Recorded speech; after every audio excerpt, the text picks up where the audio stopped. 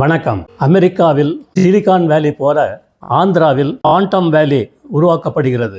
இது இந்தியாவிற்கு பெரிய பரிசாக இருக்கும் என ஐஐடி மாநாட்டில் ஆந்திர முதல்வர் சந்திரபாபு நாயுடு கூறியிருக்கிறார். உலக அளவில் 31% செயற்கை நுண்ணறிவு தொழில்நுட்பத்தை பயன்படுத்தி வருகின்றனர். அதில் இந்தியர்கள் 65% பயன்படுத்தி உள்ளனர். தற்போது கிளவுடில் தரவுகள் கிடைக்கின்றன. குவாண்டம் கம்ப்யூட்டர் தொழில்நுட்பம் வளர்ந்து கொண்டிருக்கிறது.